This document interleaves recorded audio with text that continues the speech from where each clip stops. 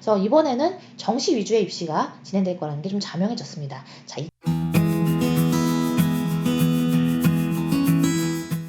안녕하세요. 입시거준 유자입니다. 우리가 오늘은 연세대학교에 대해서 알아볼 거예요. 네, 주요 사항에 대해서 알아볼 텐데 정시 모집 인원이 확대됩니다. 네, 지금 한 100명, 150명 정도 인원이 증가가 된 걸로 확인이 되고요. 지금 논술을 거기서 줄였어요. 그래서 논술을 딱 150명 정도를 줄인 게 아니라 223명 이렇게 줄이면서 논술 전체적으로 많이 감원을 하게 되죠. 저는 올해 연세대 논술을 쓰라고 안 할 거예요. 아무래도 경쟁률이 많이 높을 것 같고 논술에 대해서 계속 생각하고 있었던 학생들은 유지가 되기 때문에 경쟁률은 더 많이 올라갈 수밖에 없겠죠. 자, 특기자 전형이 축소됩니다.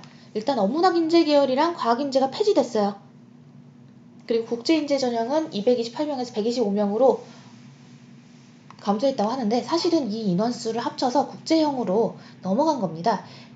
해서 저는 그 특기자 전형이 축소됐다. 그 다음에 국제형의 모집 인원이 확대됐다를 기억을 해주시면 좋겠고 저는 이게 옳은 방향성인 것 같아요. 작년에는 똑같은 하스인데 국제인재에 있는 하스가 있고 국제형에 있는 하스가 있어가지고 그것을 설명하고 또 전형별로 다르게 준비하고 한 게 굉장히 힘들었는데 올해는 인원을 이제 적재적소에 잘 배치를 해서 국제형과 국제인재 전형을 나눴다는 점에 이제 집중을 해서 보면 되겠죠. 또한 면접형도 확대가 되는데요. 자, 이것도 고려대랑 비슷한 겁니다. 면접형은 아시죠?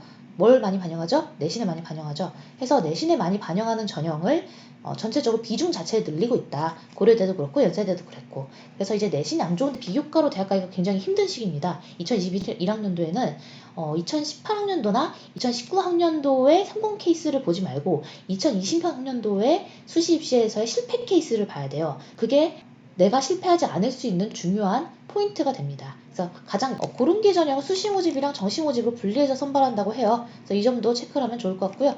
특기자 전형 체육 인재는 최저학력 기준이 신설됐습니다. 작년까지는 없었어요. 근데 이번에는 신설이 됐다는 점 기억하시면 되고요. 시스템 반도체 전문 기술 인력 양성을 위한 특별 전형이 신설된다고 합니다.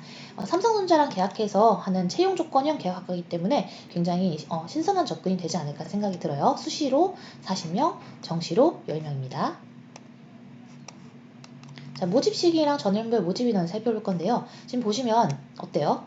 자, 수시 모집 있고 밑에가 정시 모집인데 수시 위주로 볼 거예요. 자, 수시 보시면 국제형이 이 학생부 종합 전형 내에 있는 일반 학종으로 돼 있죠. 그리고 국제인재 전형이랑 잘 헷갈리는 부분이 작년에 특히 많은데 올해는 이제 별거 없어요. 올해는 국제형과 국제인재 전형을 구별한다는 것 외에 어차피 학과도 이제 완전히 다르게 선발이 되기 때문에 좀 다르게 입시가 진행이 될 거다. 또한 정원의 전형으로 아까 잠깐 언급했던 시스템 반도체 특별 전형이 신설이 됐다는 점 기억하시고요. 반도체에 관심 있는 학생들이라면 요번에 한번 도전을 해보는 게 좋을 것 같습니다. 자, 되게 오랜만에 정시 모집에서 1000이라는 숫자를 봅니다. 그러니까 최근 5년 동안에 가장 높은 정시 인원수, 그리고 정시 비율을 이번 2021학년도에서 확인할 수 있습니다. 자, 모집 단위별 모집 인원인데요.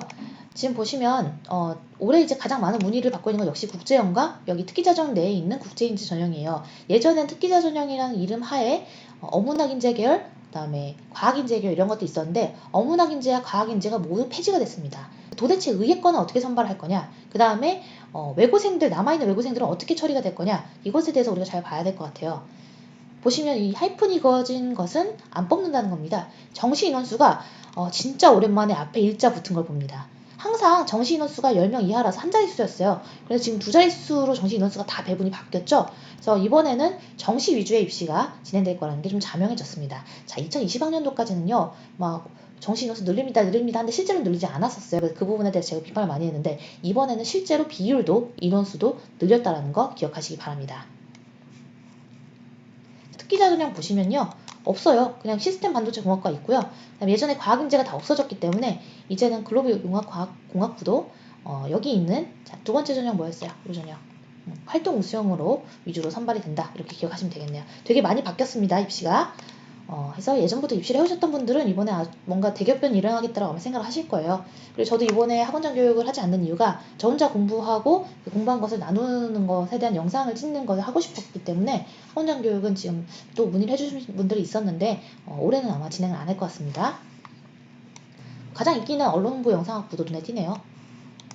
근데 너무 저는 생소한 게 이렇게 물론 이건 음악대학이지만 보시면 이렇게 여기가 정시인데 이쪽 라인이 막 20, 30 이런 게 너무 생소해요. 최근 5년 동안은 다 그냥 한 자릿수고 해서 정시 입시하면서 연세대 이거 어떻게 하라는 거지? 한 경우가 많았는데 요번엔 정말 정시를 많이 뽑긴 하네요.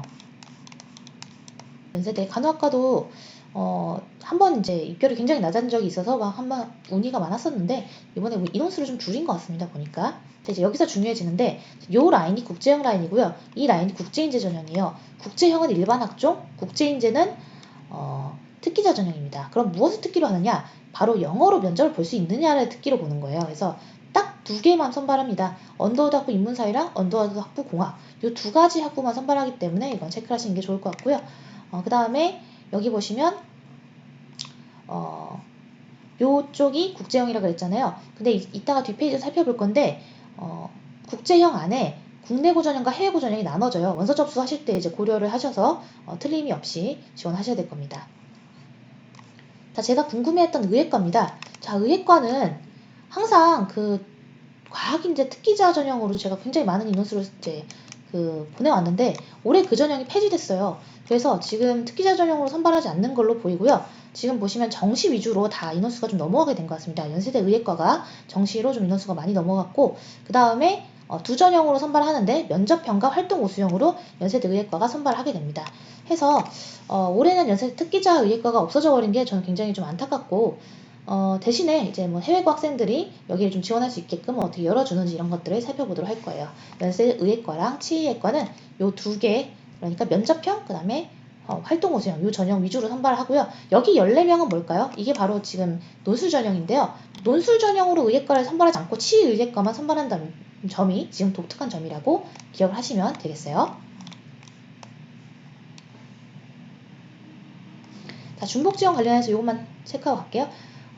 면접형과 활동 우수형, 국제형, 기획균형, 논술 전형, 특기자 전형, 고른기회 전형, 시스템 반도체 특별 전형 간에 중복 지원이 가능합니다.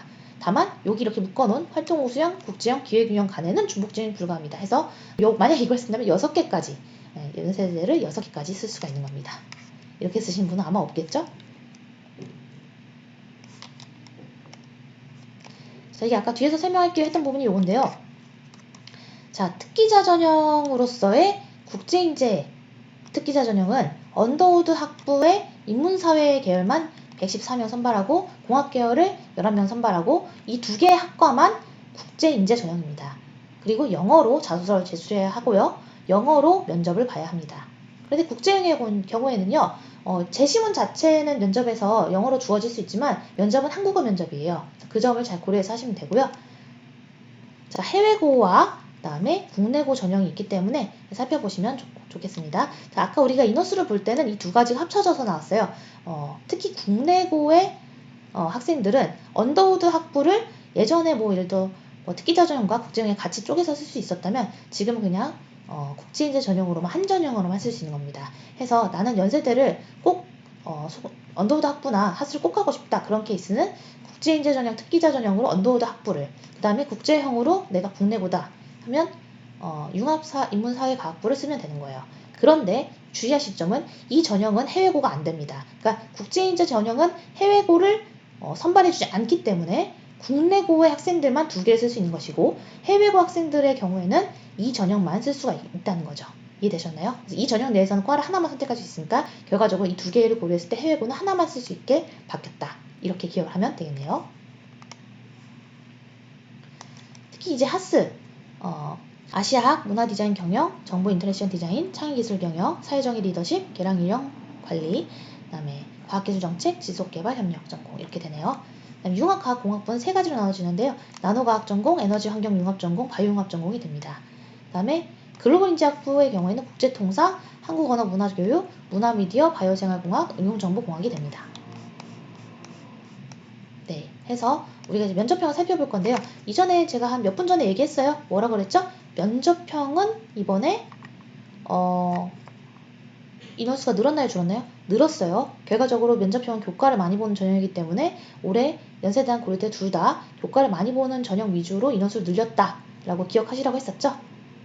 네. 요 뒤부터는 세부 전공에 대해서 한 번 더 짚어주는 영상으로 2탄을 찍어보도록 할게요. 그러면 다음 영상에서 만나요.